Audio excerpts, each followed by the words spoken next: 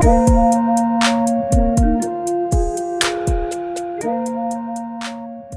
for tuning in to Positioning Your Passion podcast. I'm your host, Nah, and I'm here with dope Chicagoan Ric Wilson. Thank you so much for saying yes to being on the podcast. Come on. This is like such a treat and a delight. I feel like I just put these questions together in 24 hours, but we're going to see how it goes. A big part of Positioning Your Passion is talking to artists and figuring out how they're actually getting it done. And I think I've known you for a minute and just have been an admirer of the way that you've just DIY, but then also the way that you do the business and figure out a way to, like, I don't know, just keep switching things up. So whether it's your personal style, whether it's being a model, you know, and getting booked, you know, or, you know, billboards. So jumping right in, I want to ask you, where did you grow up? So I grew up on the far south side of the city. Really just all around the far south side, everywhere past 95th. But I went to high school in Blue Island. So I went to high school at Eisenhower High School. And I spent, you know, just majority of my whole life just past 95th Street, southwest side of Chicago. Yeah, and you ran track. Yeah, I ran cross country. Yeah. I ran cross country and track. Yeah. I ran cross country. I had to run track. So. Oh, had to. Okay. What was that like being a student athlete, and then when did you get into music? You know, it was crazy because being a student athlete, it kind of just went hand in hand. I felt like my thing was running for most of my life because I ran in college, too, for like a year or so. For almost 2 years I ran in college. Then I lost my scholarship because I fell asleep and missed the whole track meet. Yeah, because I don't like track. But it was, I don't know, it was just a schedule. I was just always on a schedule. I was just so used to the schedule. I like to schedule, to diet. I was just talking to someone about this. Like, I didn't drink pop, like, at all from, like, 14 to maybe, like, 21, really. Because, like, they told you couldn't do that, so I didn't drink no pop. Yeah. Yeah, I didn't really drink, like, I didn't eat fast food really like that at all. So it was just interesting. It went from that to, like, you know, now doing whatever the hell I want. So... kind of interesting. Yeah, when did you like discover like an interest in music or art, or what was like, I guess, like the first artistic thing that you gravitated towards? I think dancing, definitely. Okay. Yeah, so my parents, they used to watch Sopranos when it was like coming on, like, you know, I think it was like every week. Every weekend they would, like, I think it was like Sunday, they would like have Sopranos, and I don't think you could record it. So remember back in the day we used to actually catch things on TV. Right. Yeah, you used to actually. Yeah, it's not gonna record it while you know. Yeah, exactly. Yeah. And I used to dance to the theme song like all the time. My mom said I used to like dance a lot. She used to take pictures of me. They don't have a video of it, but they say I used to just dance all the time and just like have my whole little dance routine to it. So I think that's kind of the first artistic thing I kind of did when I was like a kid. But then it just like went into like other things, cause it was dance for a minute too. I like used to be like one of the jerk boys. Oh yeah, with the skinny jeans. I with the skinny jeans. I can see it. I was part of like 2 different crews. Come on. I used to like do the like battles and all type of stuff. Yeah, it was serious. And then getting down though. And then nobody knew how to edit the videos, so then I like learned how to edit the videos too. So that's how I kind of got into like video editing, and then I was like, I need to make money, so then I started shooting music videos for people, that type of stuff. And then somebody wanted to record like their own like you know, dance song, jerk song. So then I recorded this one dude on like I think it was like Audacity. I recorded him on Audacity, and that's how I got into like, I guess technically like engineering, producing for folks. So then, that was the start. That was the start. So like helped it. I didn't, cause that's like how I met you. Yeah, that's literally exactly. How I met you. Yeah, your phone is Venom and my name's still. Yeah. Who is that? I don't know who that is, but no, like I remember that, and I like what I do want to say is like I feel like it was a time where I feel like you put out something on Instagram, like the hustle of like, yo, I'm editing, I'm doing mixes, and I hit you up, and I was just like, where you live? And you was like, but I'll come pick you up from 95th, and I thought that was so cool. And then we ended up, I don't know if I ever even, I feel like we were trying to link up for the mix or something. Yeah, because I think you pulled up and recorded, didn't you? Exactly. Or did you already have it recorded and I was mixing? I think I recorded. Yeah, that's crazy. That's crazy. Yeah. But okay, so engineering, and then So what were you, I guess, like, was it just like for the people that were a part of your dance community? Like, when did you start to like really be like, oh, I'm engineering and then now I'm gonna start creating my own stuff? Yeah, I had like a homie that wanted to rap, so I recorded him. His name was Kendall, and then I knew him like when he was younger or whatever, but he had moved away, so he would come visit, just since I was growing up, and this is like, it's got to be like maybe like 14 or something like that. He wanted to rap, so then I recorded him rapping, but then he couldn't really, like, he was like, had a struggle writing, and I thought I could sing, so then I decided to sing the hook for him and then help him write the like bars for it. And Collaboration. And that was like, and that was the first song I ever recorded, was on Audacity. And then from there I realized that I like to like record and use like DAWs. So I started learning every single one and trying to figure out which one I wanted to produce on. I like ended up producing like beats and stuff on FL, and I like recorded myself on Pro Tools after going through everything like Sonar. I had Reason. I had Logic. I had all these things. You know what I mean? I would like, because this is back when, people would pirate things so you could try it before you buy it. Exactly, yeah. Try it before you buy it. So I was trying everything. And then I like recorded. I decided to record like one of my poems into a rap version, and I kind of liked it. So then like I decided to just keep myself busy with that. I don't think that I never thought that I would actually be doing music like full time. You know what I mean? It was really just the thing that I just did like for fun and to get away and to like express myself. Cause I like to read, and I liked history, and I thought I was gonna go be a professor or something like that. Still time. Yeah, still time. Still time. Yeah. So, yeah. So that's kind of how that came about. That's really cool. So in terms of like you getting the confidence to be like, okay, I'm gonna put a project together. What was that journey like, and where are you at now? Do you still engineer and produce all your? Yeah. So I was like, it's this dude in my class. We was like, I think like sophomores or juniors. This dude named Hooligan. He still produces to this day. Hooligan.wave, and his name is George. His real name's George. And he, shout out. He said he had beats. So I was like, cool. Like, you got beats? Yeah, I got raps. Yeah. And he used to like, and he still does. He does these really, really cool like sample like loops that he would do it. But he did it all like analog on the MPC and stuff. So then like he would do those, and then I would have raps, and then I would rap over his beats. And that's literally how it started. And we tried to make our first little project when we was like really young, like 16 or something like that. And it kind of like, when you're young and stuff like that, like, I don't know, when I was in high school, I feel like everyone kind of had their own kind of identity versus like, I don't know how it is now, I'm not in high school, but I feel like a lot of people are kind of trying to do it, what everyone else is doing. But like, I feel like when I was in high school, it was cool to like have your own specific type of like thing that was your thing. So my thing was, I was the dude that like ran cross country and I rapped. That was your thing. And that became my thing mid high school, and I just, once it was my thing, I just kept going with it.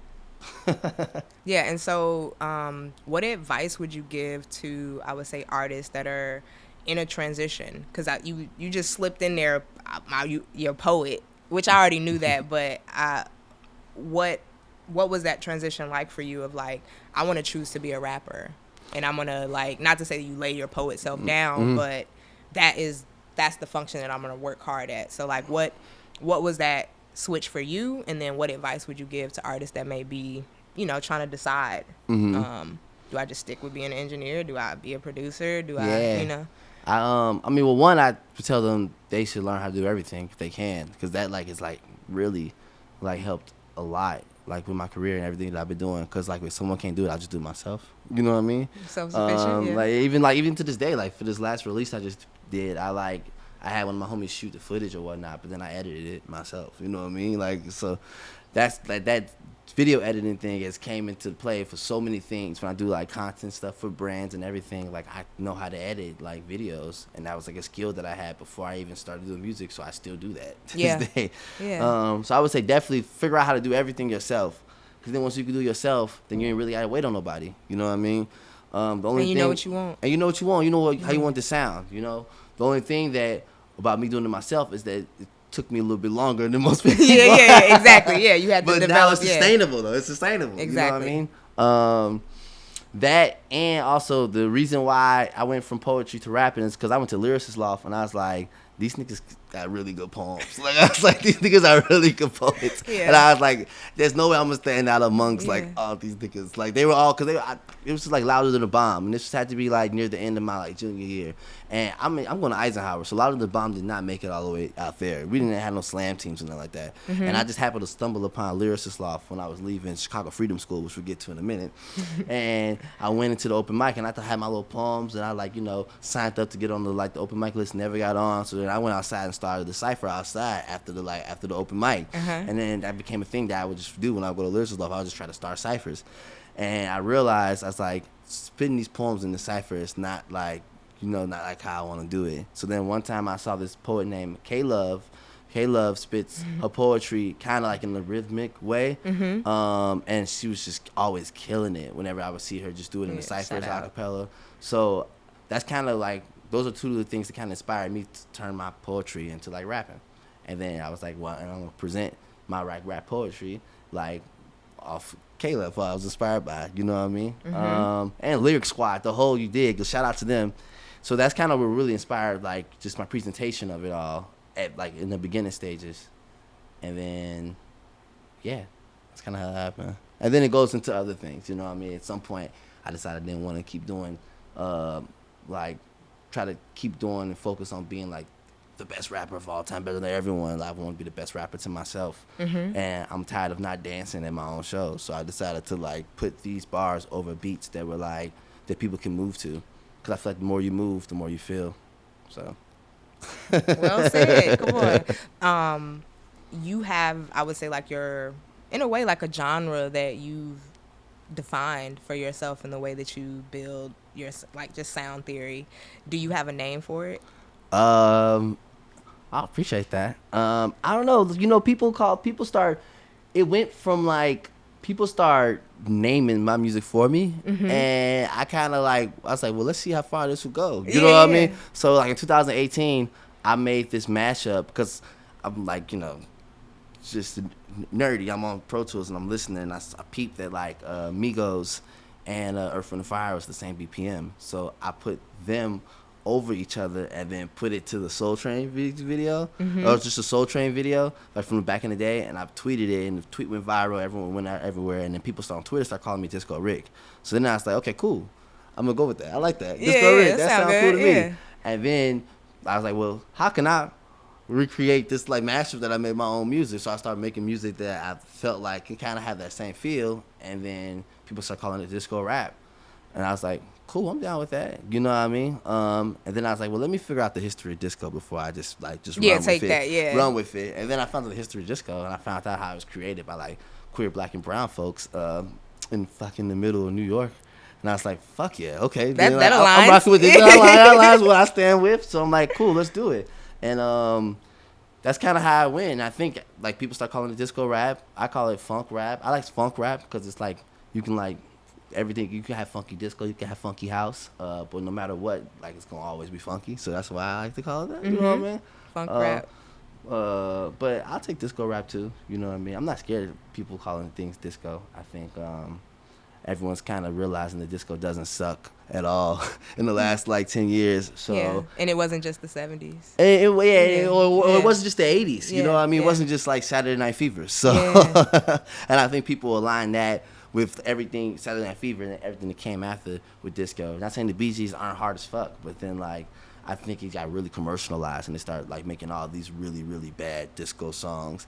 And yeah, that's corny. Yeah, exactly. All right, keeping it going, as like a producer and engineer, what advice would you give to folks that are just getting started? I know it can be intimidating. We got AI, you know what I'm saying? You know, like just for folks getting started. I think, well, one, you don't need to know how to play an instrument. If you don't know how to play an instrument, you don't need to know how to play an instrument. If you want to be a producer, I don't even think Jimmy Iovine played too many instruments. It was like one of the biggest producers of our time. But if he does, sorry, Jimmy, I don't know. I swear I watched The Fine Ones multiple times. I didn't hear you play anything, so sorry. I'm trying to think. Two, learn a DAW. and be a master at that DAW. Like a DAW is a digital audio workshop, and I would tell people just to figure out how to be the master at that one, and then, you know, make sure that it's actually, they keep updating it, you know, because there's a lot of people that, like, still use some DAWs that just people don't use no more, or, like, you know, it's kind of like you go to the studio, no one's using Sonar that much, you know what I mean? But if you so stay current. Yeah, stay current, but also be a master. Even if it's a DAW that's, like, not too current, just find one that you like and, like, be a master at that. And then once you can be the master of that, you can produce anything, you know what I mean? And you low-key also might not have to know how to play instruments. I know a lot of people that don't know how to play any instruments that make, like, beats. Like Sonny Digital, when I was around Corey a lot, he didn't play a lot of beats. He didn't play music instruments like that. I mean, he played a lot of beats, but he didn't play musical instruments like that. And he still fucking made All For My Birthday Is a Big Booty Hoe. You know what I mean? So, like, I'm just saying that, like, you don't have to know how to necessarily play instruments. But if you can, learn. Keep growing. I'm trying to learn more. I'm trying to learn more chords now, because I just don't want to be the singing, dancing nigga on stage forever. But I also want to be the singing, dancing. Let me play some keys. Like, so let me show you what's in the bag. I'm trying to always, like, you know, elevate and evolve further. You know what I mean? So evolve. I like that. I'm trying to always evolve further. You know what I mean? It's my final form, wherever that's gonna be. Exactly. That's well said. So how do you create? Like, how are you? We were just talking before we started recording. You were saying how it was raining yesterday, and you just, like, couldn't write. What is, Ric Wilson's, like, creative process? Like, are you collaborating? Are you working with just one engineer? Do you have are you still just taking beats in the DMs? Like, I think the majority of my my career is, like, big due to collaboration. And, like, me being able to, like, work with folks, I didn't even realize how, like, me recording folks before I even started really recording myself helped so much in my, like, in my future life of, like, collabing with people. You know what I mean? Because it makes you open and way more patient to other people's ideas. You know what I mean? Trying to understand that. So usually for me, it depends. You know, like, I got the whole project with my friend Yellow Days. And we kind of just were planning to be in the studio from 12 to 6. He'll either make something right in front of me, and I'll hum while he's making it to help, you know what I mean, with different ideas. And then he'll get a rough idea, and then I'll walk around East London and, like, write 2 or 3 bars to, like, a couple of, like, not 2 or 3 verses to, like, a loop that he have, and then come back and record them. And then he'll write a hook, and then we'll do it again. So that's how me and him record. But with Chromeo and that last project I put out, they kind of had, like, ideas and loops already. And then I wrote full-on songs to these loops. And then me and A-Track would record them in one room. And then Chromeo over here would record it, and they'd be like, okay, cool. Well, actually, now we got an idea to make another, like, loop. You know what I mean, in our head. So that's kind of how that went. It's like progressing. Yeah, so that's kind of, it's really like a back and forth, like, movement versus things. Like, most of the collab projects that I did with everyone were all in person. I don't even have their emails. I don't even have Terrace Martin's email. I just got Terrace's number. Like, I don't have people's emails. It's all, like, in person. You know what I mean? Real throwback. Oh wait, put it on the hard drive. You know what I mean? I'm a hard drive nigga. Like, come on. I'm just, for me, it's easier like that. But then as things progress, and before I could get to London, I would have people just send me, like, beats and loops. And then when I'm by myself and I'm producing, like, and I've been working on my solo debut album. Come on. And it's usually, like, I'll come up with a melody of a hook. You know what I mean? So I put the melody of the hook, and then I'll, like, put myself on loop in Pro Tools and come up with a melody, like some melody of verses. And then I'll be like, oh, that flow was dope. All right, cool. Let me stop that. And then let me, like, I got, like, a list of big, long thing, a notes list of just phrases that I hear just all the time. And I, like, look at the phrases or look at the words that, like, I'm feeling with that, like, idea. And then write a whole song based around that. So it's kind of some research, some analysis. Some analysis. Or I'll be watching something and I'll be like, I don't know, like, people be like, everything is ice and fire. You know what I mean? You'll be like, oh, Okay, all right, cool. I can fire down on my notepad, then I'll hear a beat, come up with an idea, and I go to it. I'm like, oh, okay, cool. Like bread and butter, you know what I mean? Shit like that. Yeah. So. In the studio, are you like particular in terms of like this has to be there or this has to be the vibe, or are you setting? Yeah, I feel like I probably do got like an attention problem, like ADD. And I like a lot of like just like things happening. Oh, So I got so like you throw a party? So I got like no, not a party. We'll like a TV here, another TV here, the screen, and then I just usually in my basement. So then I got like another screen somewhere, a bigger screen playing, and it's just different type of movies playing. I'm just looking at all of them on mute.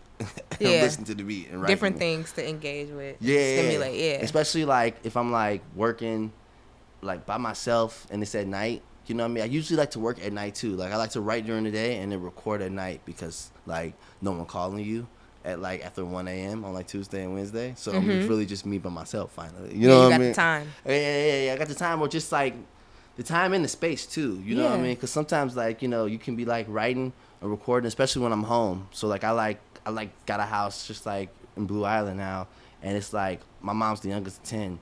So I got like over 100-something cousins, and everyone know where I live. So like somebody always pulling up to the crib and just checking in and saying hi, which is cool. Yeah, but then it's like the time. It's I gotta. Yeah, exactly. It's like sometimes I've been thinking like, should I get a studio that's like somewhere that's not accessible? You know what I mean, like the crib, which is something I've been thinking about recently. But then it's like, nah, bro, I'm paying a mortgage. Studio gonna be right in this motherfucker. Right, exactly. We maximizing. Yeah, that makes sense. But yeah, so that's why I like to record after like 1 a.m. because most people are like not asleep after 1 a.m. Okay. So I try to go from 1 a.m. and I try to go to sleep before the sun come up, and then usually get about 5 to 6 hours in, wake up, do the whole thing over again. Let's go. Routine, discipline. You learn, look, from your track days. Yeah, or from your cross-country days. Cross-country days, and track, same. Yeah, so I was going to ask this later, but you bringing it up. You went and lived outside of Chicago for a minute. Yeah. How long were you in the UK? I think when I went to London the first time, I was there for like 6-7 months. And then that's 2021, and then I came back. And I realized how lucky I was to like come up in an area that like wasn't super crazy, like, as far as terms of like accessible to get different places and everywhere, and also like decent sized houses for under $200,000. So I was like, let me try to get a house, before I spend like this money to try to get a house, yeah. And then I'll go back to London. So then I came back, did that, and then now I just pivot between my house and London. Like I probably spend, this is probably the first year I haven't spent like 3 months there since 2021. So like I usually. So you be living there? You basically living there? Yeah. Okay, so you just visiting home right now? No. See, I live in Chicago. Okay, but make cleared up. But then I visited London for a long time. All right, that sounds real good. London is the second home. Okay, you know what I mean? What went into that decision for you? Of like, was it just the opportunities or like what? Okay. 2020. Okay. Niggas was wild in 2020. Okay. It was wild in 2020. You said, let me get out the jam. Like, literally, let me tell you what happened. So this is what happened. So I'm on tour with Drama. Like me and Maxwell, who's my DJ and guitarist and best friend, we was going to be on tour with Drama pretty much until like from like January-ish to like June. And then we had got booked for Lollapalooza. So we was like, we not going to ever be home. So we didn't renew where we was living. We lived with our peoples, and then we was gonna be on the road. And then COVID hit in March. So then So then COVID hit in March. And we had luckily just finished the first leg of the Drama tour. So then we like literally like on the 14th or 13th we had flew back to Chicago. Ended up just being stuck like at our people's crib. So then I'm back in my people's crib. I'm dealing with, because I was living in Lincoln Park. I was living like a weird I was living like in a really regular place in Lincoln Park, but just around a lot of bougie people in Lincoln Park. Okay. And, I had never, which is funny. A lot of people don't realize like where I live, like Blue Island, Alsip kind of, but not really. Like maybe like 20 some years ago, Alsip was a lot of white people at Alsip, but not really like that. Like I didn't really grow up like around only white people. Like my two neighbors growing up, they were black. I had black principals. Every single principal I've ever had, except for like at Eisenhower, was black.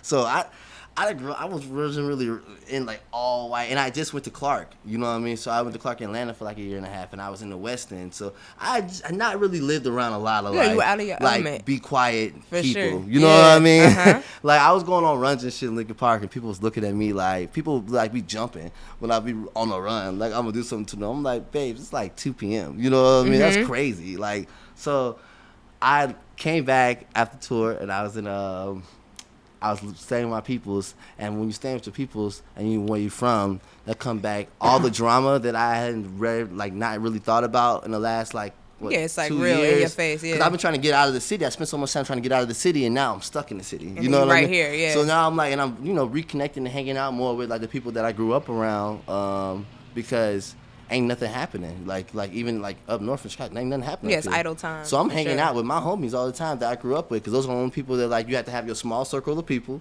and that's what you hung out with. But then it was like all type of crazy drama with that. You know what I mean? Like friend drama, like like when you hang out with. Sometimes we hang out with the people you went to high school with. You get old high school drama that come with it.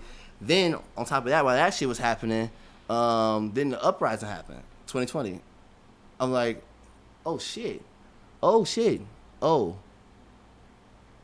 back being an organizer again. You know what I mean? Yeah. Like I'm back being like an organizing, and not because I used to be full-time organizer, and then I stopped doing organizing and became like a rapper, a performer, and stopped calling myself organizer because I wasn't organizing shit, which people need to stop doing. It looks different. People be calling themselves organizers, and you're not an organizer because they don't be organizing. It's okay to just be an activist. You know what I mean? Yeah. You don't have You're an advocate, or you can be an yeah. advocate. You know what I mean? But like, I hate when people call themselves organizers and they not organizing actual like. They organizing online. You can't be a community organizer if you're not doing anything in the community. If you're only online. Yeah. So. I became back thrown into community organizing in 2020, and then the election happened, and it was just I was like, dang, these people are like, you really saw like a lot of folks' true colors, not just like on the grand scheme of like like right and like like white America. But also, a lot of folks, they were like centrists and like on the like so-called left. I was just like saying, I was thinking like, this is a crazy place. You know what I mean? And I was on this camping trip. I'm not really a camping nigga, but I was staging this girl at the time who like family liked camping. So we went camping somewhere in Michigan. And we was driving through this town, and they were throwing like a Trump like parade with a blow-up version of Trump, but this nigga wasn't there. It was like a Trump parade, but he wasn't even there. Like a celebration type. But it was really weird. You know what I mean? Because I ain't gonna throw a Trump parade, but I don't know. It's kind of like, unless like someone's dead, I don't get it. You know what I mean? Like people throwing Michael Jordan parades and he's just not there? That's kind of crazy. You know what I mean? Think about that as a blow-up version of Michael Jordan. Like people like got Michael Jordan flags. You would be like, what's going on? Right. So I was seeing this. I was like, oh, they really fucks with this nigga. I was like, it gotta be somewhere. It gotta be different somewhere else. Let me go out there and get into the world instead of waiting for the world to come to me. Let me just go to it. So it's just opportunity to like reset and see some new things. So the plan was to go to like London for like a month or two, and then it was 7 months. Yeah, and then it just and you made a lot of music. I made some friends there, and I just expanded to stay. So okay, and so now it's a second home. Do you think that as an artist, would you say that like it's important to go international and like travel and stay, or do you feel like it was just a good decision for you at the time? I think all artists should definitely be adventurous and realize there's a whole ass world. You know what I mean? Like there's a whole ass world that's outside of like where you live and the community that you grew up in and the artist community that you grew up in. Because sometimes it can feel small and it can feel suffocating, and you can also feel alone. You know what I mean? Like I remember when I was making music, when I started making the type of music I was making, I would say house, funk, like inspired like hip hop. Nobody was doing that in Chicago. You know what I mean? And a lot of people also like didn't get it, and like a lot of artists, there were a lot of artists that I want to like collab with or wanted to take me on tour or do something, and that shit never happened. Maybe because they didn't get it, maybe it just didn't fit into the box or whatever. Yeah. And I was hella thinking like, damn man, why don't these niggas fuck with me? So I would just went and found people that fucked with me. Come on. Yeah. I just went and found people that fucked with me. And then it just kept like going, just kept picking, just kept like, you know, then you meet some people that fucked with you here, then you got some other friends that fuck with you in Germany, and you got some other friends that fuck with you like in Australia, and it just keeps going. You just keep, I'm collabing with people from all over the world, you know? So, yeah. I would definitely suggest folks to do that. But at the same time, though, you know what I mean? Nothing like home if you're comfortable with home, so. Yeah. Do you have a manager? Yeah, I got a manager. What is that? Can you talk about, like, that relationship and where you are and maybe some of the, I guess, growing pains or successes in your management relationship? Yeah. I, like, as far as 2000, when I first getting started, I was working with a friend of mine, Daniel Wesley Parker, who was my manager at the beginning. Oh, yeah. And then as things like, shout out Russ, and then things started progressing, like things started expanding. I had to like add some other folks on in this company called Stampede. This guy named Russell Rideau. Like saw my set. I played Rolling Loud. I played all 3 Rolling Louds in 2018, 2019, which is kind of crazy. My first show I ever did in LA was Rolling Loud. That's cool. And I decided to go into the crowd and do like I used to always do the Soul Train line. That was kind of like my thing to get everyone dancing at a rap show. I would like split the crowd, and then I would still do it sometimes, but I split the crowd and then I make the crowd Soul Train, and then if they Soul Train, great. I tell them that I'll jump into the Soul Train and like become part of the Soul Train. And I decided that I was gonna try to do that at Rolling Loud, and I did. I did it Rolling Loud, and everyone was just like, "This nigga's crazy," and this one guy saw it. It's like, this nigga's interesting and innovative, and his name's Russell Rideau. So I ended up working with him. And his like assistant at the time, who's not my day-to-day manager, Marcus Majors, and that's kind of like the team. They like pretty much like that's the team now. I'm with Russ and Marcus, and then Wesley like moved on a couple of years ago to some other stuff. So it's been good. It's been good. They were like, instead of like signing to anyone, I decided to just create a label and sign myself and then try to go get a distro deal. So that's what we did. The label's called Free Disco. And now we do a deal. We distribute everything through Empire. Oh, wow. Yeah. Okay. And we got brought into Empire through Tina Davis. So shout out Tina Davis. Shout out. Who's also now the president of Empire. So see how that goes. Yeah, it's like boom, boom, boom.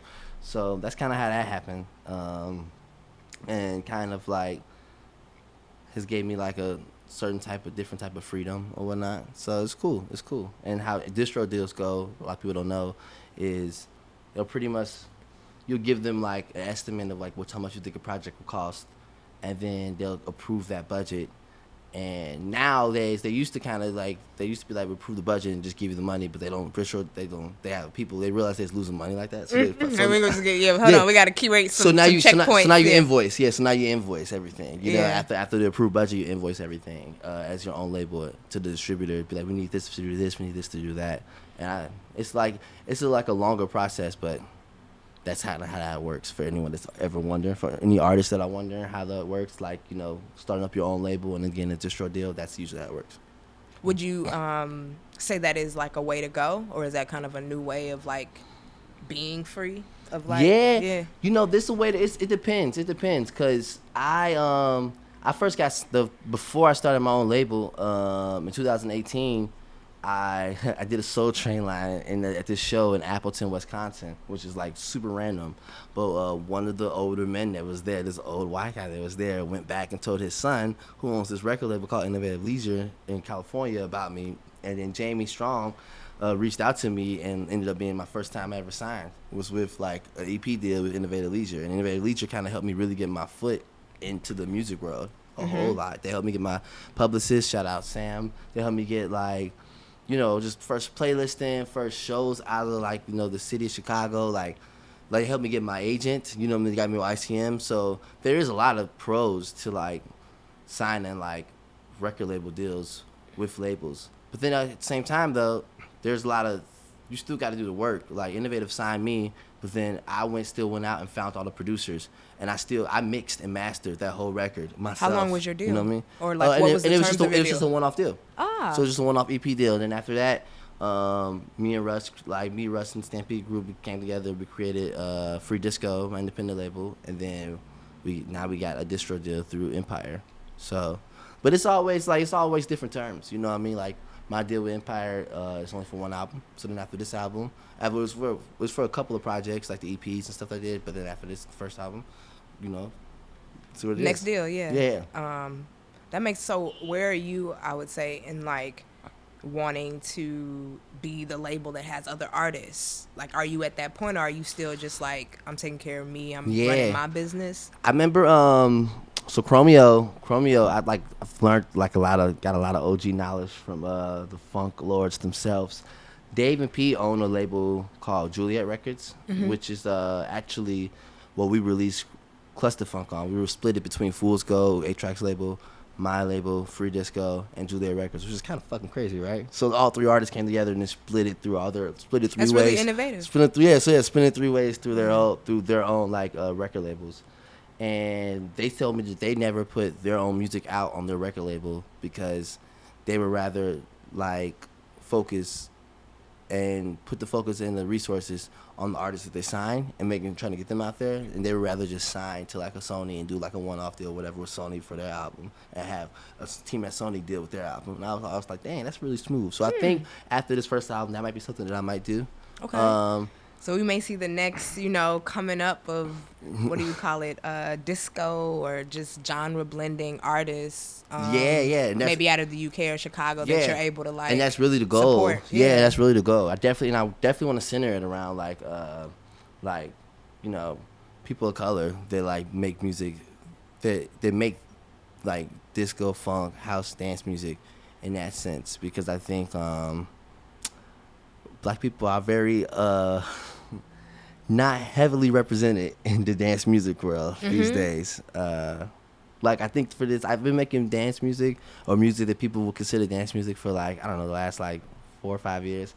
And I've never been on All New Dance until this last release that I had, All New Dance on Spotify. And if you go to All New Dance on Spotify, it's majority non-Black people on there, which is interesting because it's yeah, because that's when you start to get into techno and kind of more so the leading kind of where it's at, especially in festival culture. I feel. But I still have these really weird conversations with people, even Black people, about my music, me making white music. You know what I mean? It's almost like give that history it's almost lesson. This idea that dance music isn't for Black people, and it's damn, we can't dance, nigga. You know what I mean? That's crazy, you know? Yeah. We can't dance, and then it's also and it's false. And it's also what are we calling dance music? Is Afrobeat not dance music? Because that is dance music. You know what I mean? But I don't understand why they're trying to take Black and dance away from each other, those two words. And I think it's a really weird thing. It's a really, really weird thing. Yeah. But your music and your whole being just negates that, So you were talking about your Soul Train dance. How did that come about, and what advice would you give to artists that are trying to, I don't know, just better their performance or get freer on stage? Or I had Shawnee Dez on the first episode, and she talked about just I do this with myself, that's kind of her thing. Yeah. She's but for you, how are you able to be Rick and the dancer, and then what advice would you give to artists that are trying to get in their performer, just build their performance bag? Yeah. For me, I came up, the first time I performed for a lot of people, or just whatever, my first performance stage was at Protest. And I used to be the kid that they just give the megaphone to and do the chants. And then we get to after the march, we get to the rally, and they would have me do poems, or they would have me do raps. They were rap/poems. And one time I was just thinking to myself, I was like, man, if I can make this many people feel, inspired, sad, angry, if I can start a riot, then I can definitely start a dance party. Yeah. So I was just and also I was when I was organizing, I was so mad all the time, bro. I was just so mad, and I didn't want to be mad, and I didn't want to make music that just felt me expressing, how fucked up and annoying oppression is like, you know what I mean? I don't want you to feel bad for me. You know what I mean? But I also want to speak my truths. Yeah. So that's kind of where I came up with the idea of like, okay, cool. Well then, and also it goes in terms of like when I was performing, I would go to rap shows. Like I said before, nobody was dancing and shit, and I was just like, how can I like get people to start dancing? You know what I mean? Without telling them, dance, niggas. You know what I mean? And I realized I need to be involved with the dancing too to make people dance. So I started every single show I did, like I think from 2018 until fucking COVID, I did a Soul Train line every single show. 8 people, Soul Train line. 500 people, Soul Train line. 2,000 people, Soul Train line. One time I did a Soul Train line, we opened up for All American Rejects in Jackson, Mississippi, and it was like 15,000 people. Yeah, I went to Jackson State. Oh, word? Oh, yeah. Wait. So there wasn't Jackson? Maybe Jacksonville? Where's Bulldog Festival in Mississippi State? I don't know. Mississippi State? No. Maybe Oxford? Hattiesburg? Starkville? Oh, okay. That's Starkville, right. Starkville, right? Yeah, Starkville. Shout out, Gabe. Yeah, Starkville, Mississippi, and that's Starkville, Mississippi, and that's Jackson State, or is that Mississippi State? Is that Mississippi State in Starkville? Probably. Well, we did the Bulldog Festival there, and it was like 15,000 people, and I fucking did a Soul Train there. I got lost in it. That shit was funny. I got lost in it. I feel like I saw you one at Pitchfork that you did. I did one last year at Pitchfork. Yeah. For the one time again. Exactly. I had to do it again for Pitchfork. I did 2 actually for my set at Pitchfork because you know they got the dividers. Oh wow. So I did 2 at Pitchfork. That was pretty cool.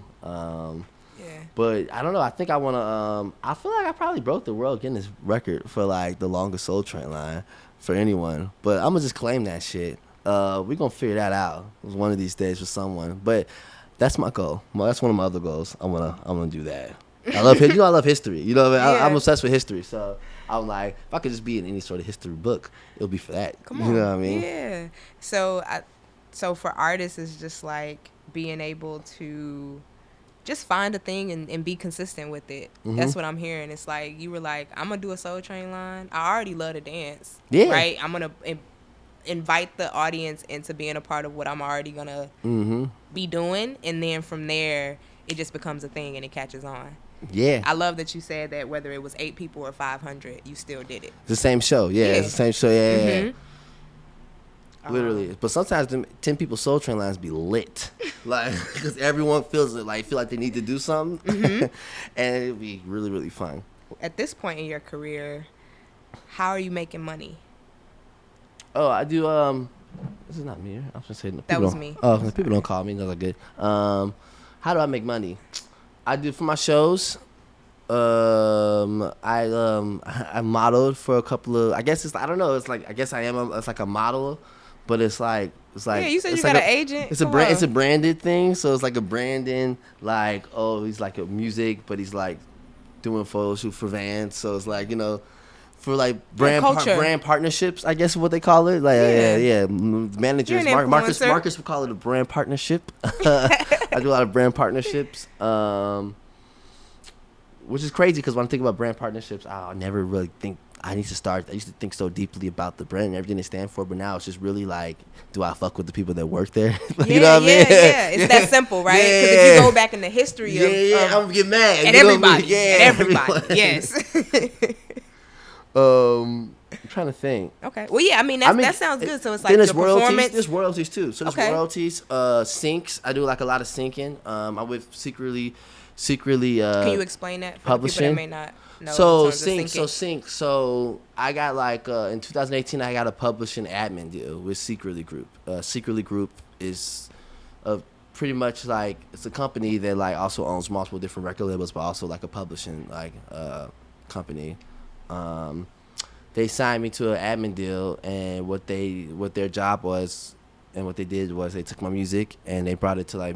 They presented it to like music supervisors. So every time there's like a show or TV, or a show on TV, the same thing.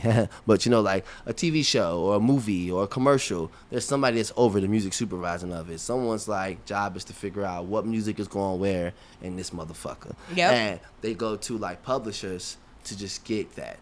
So I've worked with Greater Goods and Secretly do my like sync for me, and that's syncing. And then when your music is put into those movies, those TV shows, that's what they call a sync placement. Nice. Thank you for explaining that. And then sometimes it gets easier because if you're like, doing a brand partnership and you're modeling for a brand, they're gonna be like, oh, well, boom, boom, put the music in it, walk the bam, boom. So that recently I did some voiceover work. For the animation. For the animation, yeah, I saw that. So there's an animation called Batu that is supposed to be coming out soon this year. This is short, but then it got picked up by Cartoon Network, so we've been currently putting in the works of that. So I'm excited for that too. And then I got an acting agent from there, so I've just been doing like a lot of self tapes. I got pretty far with a couple of self tapes. Come on, we gonna see you on the screen. I know. I really want to play like a goofy sidekick. You know what I mean? In like MCU, like I want to be the nigga that has no powers, but like just always this close to dying, but then always also this, saved. But then also comes and just saves Here for everyone. A reason. Yep.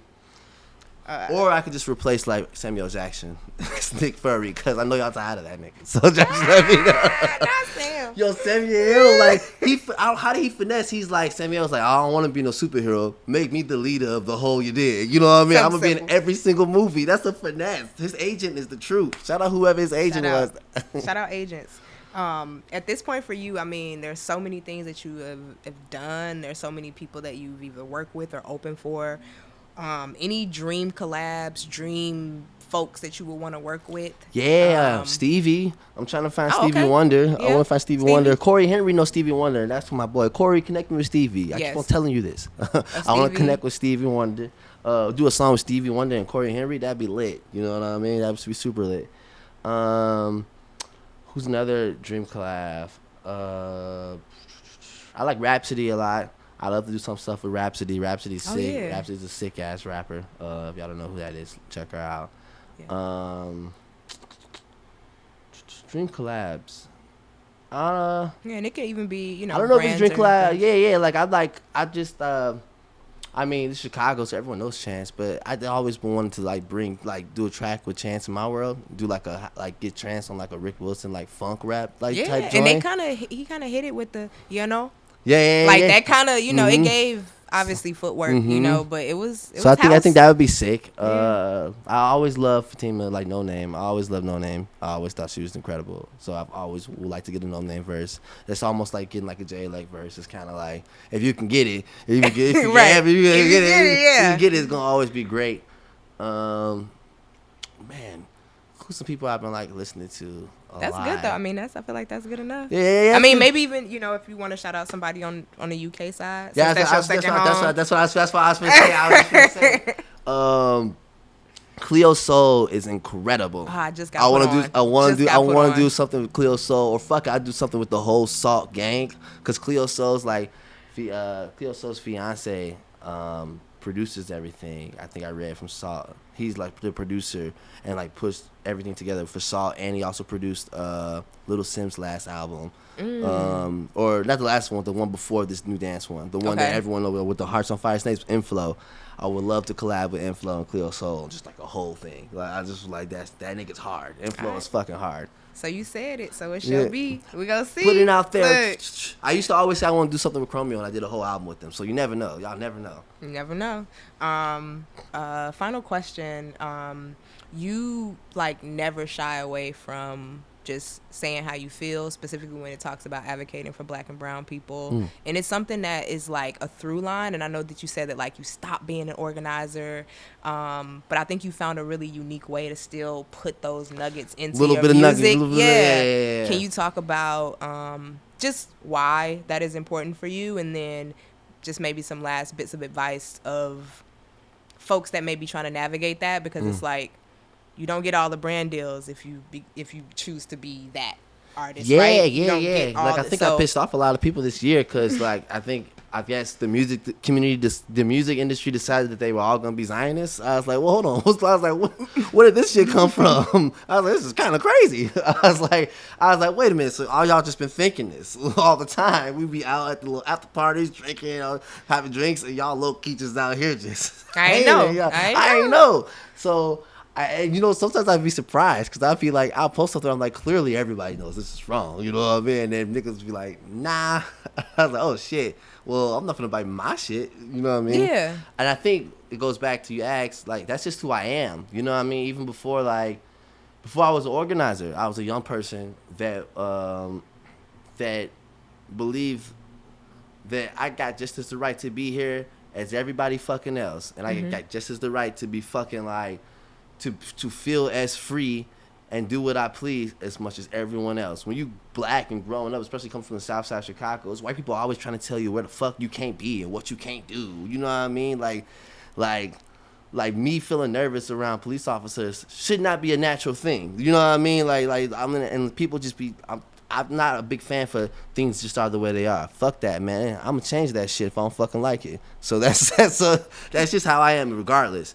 What I did not like was that as I was so when I was 19 years old, I went to the United Nations and I presented this shadow report to the United Nations with like 7 other folks here from Chicago under an umbrella coalition called We Charge Genocide. And then when I came back, first I became a full-time organizer, I would say, because I was organized with BYP and We Charge Genocide, but then I was starting to do these college tours where I would talk on panels and stuff like that. And I got so tired of like talking about like Black Death and then like, you know, these scholars and these people trying to like make me the president of all of Black people's pain and shit. So I decided to start doing music about Black joy. You know what I mean? Yeah, but it's both of them. It comes with both. But but we're not all just like either or, you know?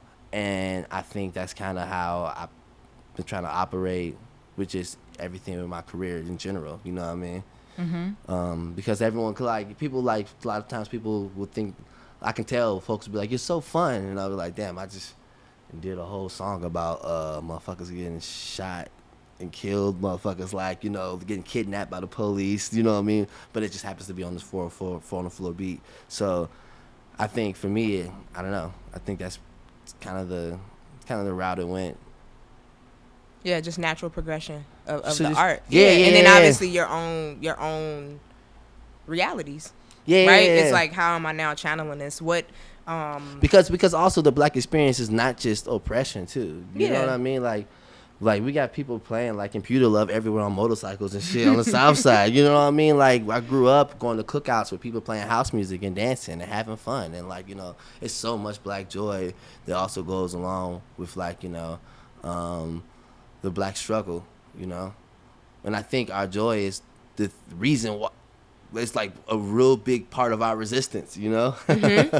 So and I just felt like in the spaces that I was in when I used to be an organizer and like used to just only talk about the Black struggle, people was forgetting about the Black joy, and I got tired of that shit. So yeah.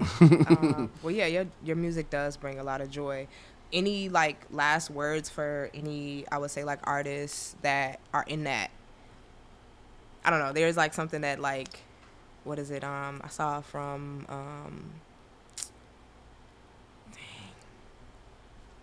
forget who, I don't know why I'm blanking the name, but it was something around the remnants of like the artists go to work and let like that is the artist's jobs.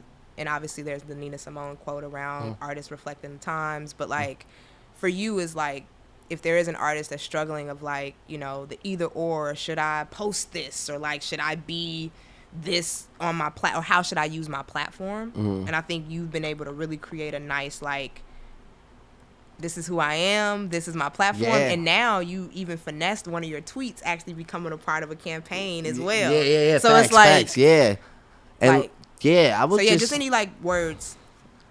I would say, shit, I would tell people,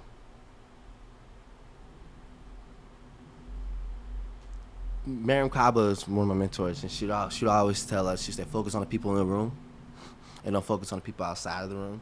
You know what I mean? We would be organizing like meetings and all type of stuff. She always says, focus on the people in the room. And I think about when you asked me that, I think about that quote, because it's like so many times artists decide to make certain decisions based on everyone that they think might leave, and not already thinking about the people that's already there, fucking with them. You know what I mean? Yeah. Like, and these people are already here fucking with you. Then just continue to just just continue to focus on those people that are fucking with you, because it's they're only gonna expand to more people that are like them. It's like so many people here in this world, you know, and not every artist and not everything should be like hella digestible for everybody. I don't think artists should want to make music for everybody. You know what I mean? Like, you shouldn't want to make music for everyone to just consume and like you know what I mean, love. I think that you should focus on the people that's like fucking with you, and then just keep that shit going. Like, I think one of the biggest blow ups that I've seen, Fred again, has just continued to be Fred again. You know what I mean? And Fred again is like probably the biggest person in dance music right now. You know, he just sold out the Coliseum in LA. And I just think about that. Just focus on the people that's fucking with you and keep doing that. And then don't focus on everybody else that you think is not there yet or whatnot. You know, like when I was starting to do music, I was to be like, dang, why can't I have that many people? Why can't I have people here? And it's 300 people right in front of you with shoeless. You know what I mean? Yeah. Rocking with you. Yeah. Fuck with those people. And then just keep centering them, and it's going to expand. Because it's a cult, and everything becomes like a cult movement. You know what I mean? People are like, dang, yeah, true. Like, this dude hard, and it just keeps expanding, bro, if you really just focus on them. But if you try to focus on everybody that you think is not in the room, who should be in the room, you're going to lose the people in the room. I always feel, so. Facts. That's so well said. So beautifully said. So we're gone, what is it?